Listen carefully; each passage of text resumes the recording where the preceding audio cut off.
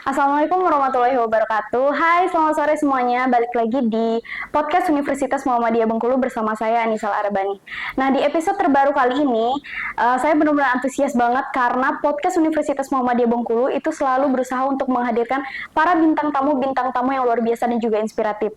Seperti hari ini, kita kedatangan tamu istimewa, seorang mahasiswi yang berprestasi, memiliki banyak pengalaman dan juga cerita-cerita menarik yang tentunya akan dibagikan kepada kita semua. Langsung aja kita sapa, ini dia Aura Indah Khairunisa. Halo Aura. Halo. Terima kasih udah hadir.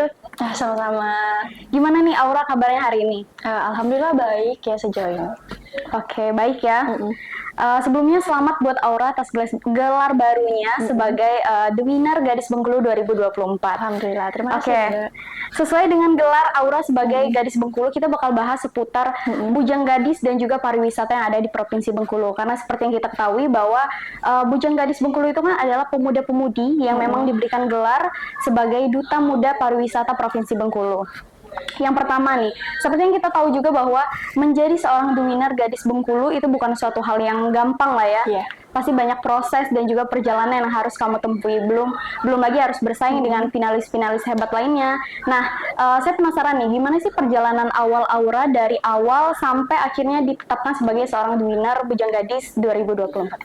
Oke, baik. Nah, untuk tahap awal di pemilihan Bujang Gadis Provinsi Bengkulu ini sendiri, awalnya karena saya mengikuti salah satu organisasi ya di kampus, yaitu Duta Kampus Universitas Muhammadiyah Bengkulu. Dan di saat melakukan visit ke sekolah-sekolah yang ada di 9 kabupaten dan juga 1 kota, di situ saya merasa bahwa ternyata diri saya ini menyukai hal-hal yang berbau sosialisasi. Dan saya ingin mengupgrade diri saya gitu kan, di tingkat yang lebih tinggi lagi.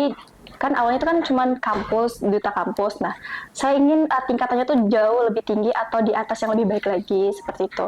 Dan kemudian juga dari situlah saya merasa karena saya menyukai bau-bau yang model dan juga seorang motivasi, jadinya saya memilih hal tersebut dalam mengikuti Bujang Gadis Provinsi Bengkulu ini sendiri. Setelah mengikuti Bujang Gadis Provinsi Bengkulu ini sendiri, kami mengikuti berbagai tahapan seleksi dan akhirnya dipilih itu 25 finalis, waktu semifinalis ya. Oke. Itu 25 pasang awalnya. Dan kemudian kami ada lagi 3 seleksi yang dimana jurinya itu emang yang di bidangnya masing-masing gitu. Kemudian sesuai passion gitu ya. Iya. Nah, selanjutnya itu setelah dilakukan seleksi dan juga tes bakat di hari ketiga dan juga wawancara, tersisihlah akhirnya cuman 15 pasang yang dari 9 kabupaten dan juga 1 kota. Oke, berarti itu tuh merupakan perjalanan yang cukup panjang buat Aura bisa sampai ke tahap ini ya. Tadi kan kita kan udah bahas tentang perjalanan kamu dari awal sampai akhir. Nah, dari semua perjalanan itu, apa sih pengalaman yang paling berkesan bagi seorang Aura? Kalau untuk pengalaman paling berkesan itu sebenarnya banyak sekali ya di Ikatan Bujang Gadis Provinsi Bengkulu ini sendiri. Iya. Karena seniornya yang sangat merangkul, tidak yang kayak julid kepada junior gitu kan. Kemudian juga banyak sekali pengetahuan dan juga pelajaran baru yang kami dapatkan di Ikatan Bujang Gadis Provinsi Bengkulu ini sendiri, yang belum tentu kami dapatkan di tempat lain. Yang awalnya itu kami tidak bisa menari, jadi bisa menari. Yang awalnya tidak bisa, bujangnya tidak bisa bermain alat musik dol, jadi bisa gitu kan. Terus tentang seputar budaya dan juga wisata yang ada di Provinsi Bengkulu, itu selama karantina kami ibaratkan gelas kosong yang diisi sama senior-senior gitu. Jadi ya emang benar-benar dirangkul gitu sih. Oke, berarti itu tuh menjadi pengalaman yang berkesan ya. Betul Bisa sekali. ketemu sama junior-junior yang senior yang ramah, kemudian bisa mengeksplor banyak hal baru gitu ya. Betul. Oke, di balik itu semua pasti ada yang namanya tantangan besar yang akan kamu lalui ya. Selain bersaing dengan finalis-finalis hebat lainnya, apa sih tantangan terbesar yang Aura alami selama seleksi itu dan gimana cara kamu ngatasin hal tersebut? Kalau untuk tantangan terbesar sendiri, kalau dibilang bersaing, itu kami sesama finalis tetap bersaing secara sehat gitu kan. Kalau misal salah satu finalis itu merasa ada yang kurang dari salah satu finalis yang lainnya, itu kami tetap memberikan saran yang dimana mereka supaya lebih baik. Tidak kami yang menerapkan prinsip mereka jangan lebih baik dari kami gitu. Kemudian kalau untuk tantangan terberat sendiri, itu kayaknya lebih ke membagi waktu antara kuliah, kerja, dan juga di masa karantina. Karena kami karantinanya itu dari pagi sampai malam kan kadang di jam 8 atau hari Jumat kami start jam 2 sampai jam 10 atau 11 malam gitu. Jadi karena kuliahnya kemarin alhamdulillahnya pihak kampus, pihak UMB memberikan keringanan dengan memfokuskan diri kepada karantina. Namun juga dari Ikatan Bujang Gadis Provinsi Bengkulu ini sendiri juga memberikan izin dan lebih mementingkan untuk pendidikan.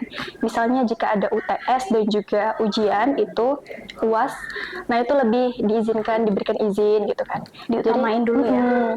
Dan alhamdulillahnya karena berlatar belakang seorang presenter dan juga host di salah satu televisi lokal Bengkulu, sedikit ada jadwal yang bertabrakan gitu ya. Jadi kalau misalnya waktu yang termakan cuma 15 menit, itu masih bisa dihandle izin sebentar karena jarak dari Dinas Pariwisata dan juga lokasinya itu tidak terlalu jauh. Jadi kalau untuk yang jadwalnya terlalu memakan banyak waktu, itu saya izin dulu dicek sama presenter yang lain. Itu aja sih. Jadi tantangan besarnya tuh gimana cara kamu manage waktu lah ya. Iya, betul. Bagi waktu untuk kuliah, kemudian untuk bujang gadis dan juga untuk kegiatan kamu yang lainnya. Oke, tadi kan kita udah bicara panjang nih soal perjalanan, pengalaman pribadi kamu. Nah, seperti yang kita tahu bahwa bujang gadis itu kan memang para duta-duta muda pariwisata yang memang diharapkan untuk bisa menjadi representatif yang baik bagi Provinsi Bengkulu dalam mempromosikan dan juga memperkenalkan keunikan-keunikan budaya dan juga pariwisata yang ada di Provinsi Bengkulu. Nah, menurut kamu seberapa besar sih peran kamu dalam mempromosikan pariwisata yang ada di Provinsi Bengkulu? Oke, baik. Peran saya, terutama juga finalis yang lain, terutama juga Bujang Gadis, baik pun 2024 ataupun yang di atasnya. Kami memiliki peran yang sangat penting tentunya dalam membantu pemerintah memajukan sektor pariwisata yang ada di Provinsi Bengkulu. Paling dekatnya itu melalui sosial media yang kami punya. Jadi kami mempromosikan pariwisata dan juga budaya yang ada di Provinsi Bengkulu itu melalui sosial media yang kami punya. Oke, karena kan itu yang paling luas kan di ya era digital gitu. sekarang. Oke. Nah, ajang bujang gadis ini kan juga merupakan salah satu upaya yang memang dilakukan oleh pemerintah daerah untuk melibatkan langsung para generasi-generasi muda untuk melestarikan budaya yang ada di Provinsi Bengkulu. Nah, kamu sebagai duta muda pariwisata Provinsi Bengkulu, apa sih peran kamu gimana cara kamu menjaga kelestarian budaya yang ada di Provinsi Bengkulu? Baik, itu cara saya dan juga Ikatan Bujang Gadis provinsi lainnya dalam menjaga dan melestarikan budaya yang ada di Provinsi Bengkulu. Itu di saat malam grand final, contohnya, bukti nyatanya kami menampilkan info budaya yang dimana kami membawakan budaya yang ada di kabupaten masing-masing. Kemudian juga silat, gerakan silat, dan juga itu dol yang merupakan alat musik khas tradisional yang dimainkan oleh para bujang. Kemudian juga pakaian, kami itu memiliki 2 jenis pakaian, yang saat ini pakaian Melayu dan juga ada dari busana batik Basure yang merupakan kebanggaan dari Provinsi Bengkulu.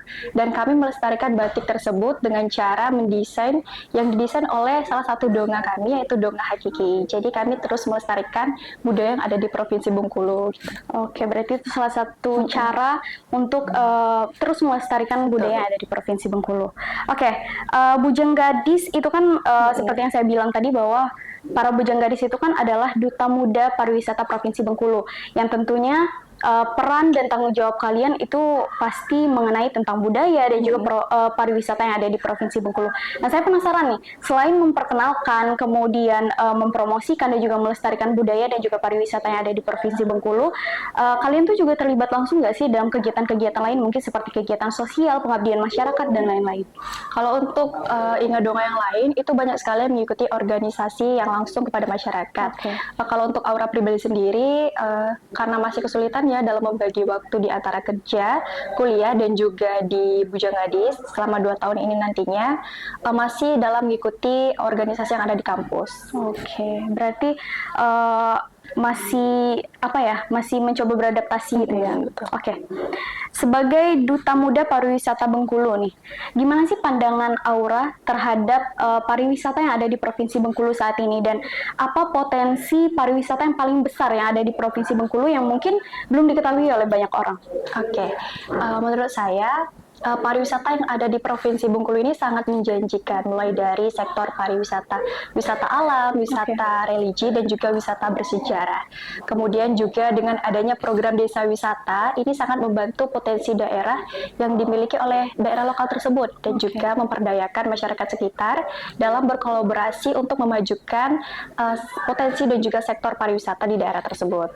Kemudian menurut saya potensi yang paling relevan untuk ditawarkan kepada para wisatawan itu ada di Desa Wisata Blitar Seberang, yang dimana telah masuk 50 besar ADW pada tahun 2022, namun masih sedikit juga yang masih mengetahui hal tersebut. Karena potensinya ini menurut saya dengan adanya 7 air terjun, dan 2 diantaranya itu memiliki sumber air panas, dan itu merupakan suatu hal yang unik dan terus kita promosikan. Dan nantinya kami dari Ikatan Bujang Gadis Provinsi Bengkulu sendiri akan kembali menaikkan nama dari Desa Wisata Blitar Seberang tersebut, dan juga wisata-wisata lain yang ada di Provinsi Bengkulu. Oke, berarti para bujang gadis ini menjadi jembatan bagi pemerintah daerah untuk memperkenalkan budaya-budaya yang ada di Provinsi Bengkulu. Betul gitu ya. sekali. Oke, gimana sih menurut kamu langkah konkret yang bisa kamu ambil untuk mendorong pariwisata yang maju lah ke depannya? Kalau untuk membantu pemerintah ya dalam memajukan sektor pariwisata, sebagai generasi muda tentunya kami akan memanfaatkan sosial media, yang dimana seperti yang saya bilang tadi, bahwa kami akan memanfaatkan sosial media yang kami punya dengan terus mempromosikan dan membantu pemerintah dalam memajukan sektor pariwisata yang ada di Provinsi Bengkulu. Oke, nah kamu kan baru-baru nih ya jadi seorang gadis Bengkulu 2024. Kamu udah punya rencana belum untuk bikin kegiatan ataupun proyek-proyek baru yang berkaitan dengan pariwisata ataupun budaya yang ada di Provinsi Bengkulu? Untuk itu kami sudah membahas terkait program kerja ya, yang dimana kalau untuk pariwisata itu kami akan melakukan visit-visit ke wisata yang ada di berbagai kabupaten yang ada di Provinsi Bengkulu. Kemudian nantinya kalau untuk budaya kami akan mengadakan suatu event besar yang akan kami perlombakan, di mana masing-masing budaya di Provinsi Bengkulu dan akan diperlombakan di dalam event tersebut. Oke, baik, itu menjadi gebrakan baru yang akan kamu lakukan bersama teman-teman dari Bujang Gadis. Oke. Sebelum masuk ke pertanyaan terakhir nih, tadi kan kita udah bicara soal perjalanan kamu, terus kontribusi kamu, tanggung jawab, dan juga pandangan kamu mengenai pariwisata yang ada di Provinsi Bengkulu. Yang paling bikin saya penasaran adalah siapa sih inspirasi terbesar Aura dalam perjalanan Bujang Gadis Bengkulu 2024 ini? Kalau untuk inspirasi sendiri, terutama itu ya dari keluarga dan juga dari teman terdekat. Yang paling utamanya lagi dari ibu saya yang terus mendukung setiap langkah demi langkah saya dalam Ikatan Bujang Gadis Provinsi Bengkulu. Dan juga untuk teman-teman saya selalu mendukung, terutama yang ada dalam studio ini juga, dan terus mendukung saya dalam Ikatan Bujang Gadis Provinsi Bengkulu itu sendiri. Oke, berarti banyak sekali yang menginspirasi Aura untuk bisa sampai tahap ini ya. Yang paling utama adalah ibu ya. Oke, sebelum kita tutup podcast hari ini, boleh dong Aura kasih pesan-pesan untuk generasi-generasi muda di luar sana yang mungkin bercita-cita dan juga tertarik untuk menjadi gadis Bengkulu seperti Aura di tahun berikutnya. Untuk Inga Donga Acidocik Segalonyo, jika ingin mengikuti ajang Ikatan Bujang Gadis Provinsi Bengkulu itu sendiri, jangan pernah menyerah, dan percayalah kegagalan bukanlah akhir dari segalanya, tapi kegagalan merupakan proses awal dalam mencapai suatu kesuksesan. Oke, berarti intinya jangan menyerah ya untuk teman-teman di luar sana yang mau jadi gadis Bengkulu seperti Aura. Dan yang paling penting untuk Bujang Gadis selanjutnya itu harus kenal lah dengan pariwisata dan juga budaya yang ada di Provinsi lebih Bengkulu. mengetahui lagi. Oke, betul. Oke, sebelum saya tutup podcast hari ini, saya pengen ngucapin terima kasih banyak buat Aura. Terima kasih udah hadir di podcast hari ini di sela-sela kesibukan kamu. Terima kasih sudah hadir. Semoga sukses ke depannya bersama teman-teman dari Bujang Gadis lainnya dalam menjalankan tugasnya. Kemudian kegiatan-kegiatan yang akan dilakukan semoga berjalan lancar dan terus menjadi inspirasi untuk generasi-generasi muda di luar sana. Amin. Semoga juga tanggung jawab yang diberikan kepada kami dapat kami jalankan dengan baik. Oke, baik. Baik, terima kasih untuk semuanya. Terima kasih juga untuk semua penonton setiap podcast Universitas Muhammadiyah Bengkulu. Terus saksikan episode-episode terbaru berikutnya hanya di UMB TV. Saya Anissa Larabani. Bye-bye.